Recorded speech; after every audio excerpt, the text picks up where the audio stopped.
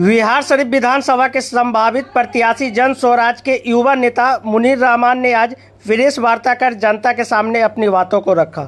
उन्होंने कहा कि इस बार का चुनाव न जात न पात सभी भेदभाव से उठकर नई सरकार जन स्वराज को बनाना है। सरकार को लाने का मकसद यह होता है जनता की सारी समस्याओं को दूर कर विकास की ओर बढ़े। वर्तमान में सरकार की हालत इतनी बुरी हो गई है, पूरा सिस्टम करप्शन से भरा हुआ है और मुख्यमंत्री की मानसिक हालत भी ठीक नहीं है। बिहार की पिछले 35 साल की व्यवस्था यह हो गई है, लोग पलायन के लिए बाहर जा रहे हैं और शिक्षा के लिए बाहर जा रहे हैं और सरकारी स्कूल का बस यही माध्यम है, यहाँ पर सिर्फ खिचड़ी मिलती है। इसी व्यवस्था को दूर करने के लिए जन स्वराज काम कर रही है और हम सभी जनता से अपील करते हैं हमें भी एक बार मौका दे और अगर हमारे काम से संतुष्ट ना हो तो हमें भी बाहर कर दे।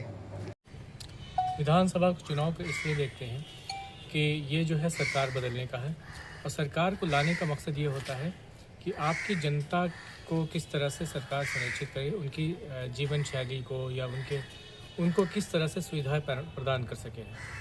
और हम अपनी जो जिम्मेदारी है हम जनता चुन करके देते हैं अपने रिप्रेजेंटेटिव को, ताकि हमें राज्य में रोज़गार मिले, हमें शिक्षा व्यवस्था बेहतर मिले, एक अच्छा सिस्टम आए ताकि हम अपने बच्चों की परवरिश अच्छी तरीके से करें, हम अपना विकास अच्छी तरीके से करें। इसलिए विधानसभा चुनाव में क्या मौजूदा जो सरकार चल रही है सर इसमें अच्छी व्यवस्था नहीं है? जाहिर सी बात है इसमें अच्छी व्यवस्था नहीं है, इसलिए हम एक नई व्यवस्था के साथ आए हैं जन स्वराज, जो बिहार में बदलाव करना चाहती है, बिहार में वैसी सरकार लाना चाहती है जो यहाँ पर रोज़गार की स्थिति को ठीक करे। पिछले 35 सालों में जो हम देख रहे हैं जिस तरह की हरकतें हो रही हैं, तो सरकार बनाने के लिए लोगों को वोट की राजनीति, जात की राजनीति, धर्म की राजनीति यही सब मुद्दा रह गया है। तो ये विकास में बहुत बड़ी बाधा होगी।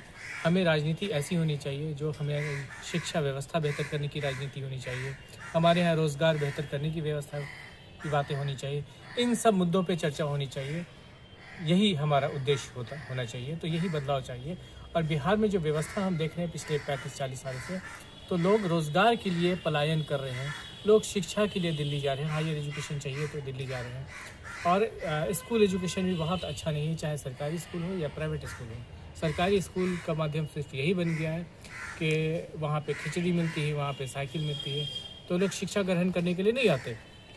गार्जियन सिर्फ यही पूछते हैं कि भाई साइकिल का पैसा कब आया, ये नहीं पूछते हैं कि फिजिक्स की क्लास कैसी चल रही है, प्रोजेक्ट कैसा चल रहा है। तो ये व्यवस्था हमारी बन गई है, इसको बदलना चाहिए, इसीलिए हम आए हैं यहाँ पे। क्या लगती है सर कि जन स्वराज की सरकार आएगी तो जितने आप लोग बात कर रहे हैं विकास का 5 को मुद्दा लेकर चले हैं, तो ऐसे मुद्दों पर काम किया जाएगा?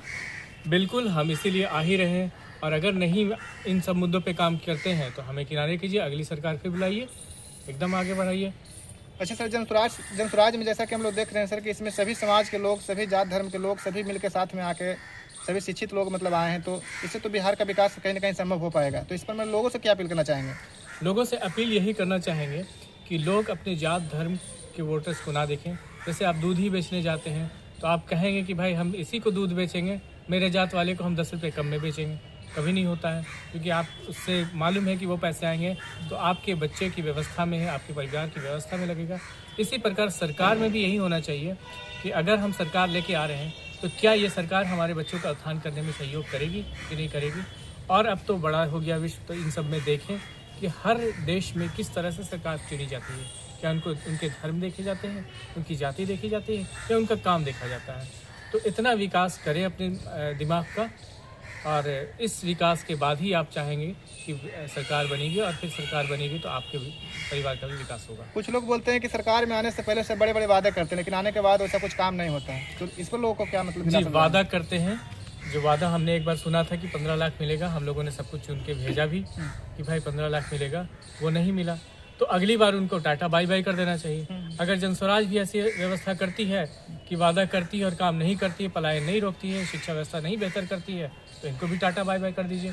और तभी व्यवस्था सही होगी। जब तक सरकार को डर नहीं होगा कि जो पब्लिक हमें हटा के बाहर कर देगी, तब तक वो काम नहीं करेगी। तो ये डर होना चाहिए। बहुत बहुत धन्यवाद। बिहार विधानसभा चुनाव से आप क्या चुनाव लड़ेंगे?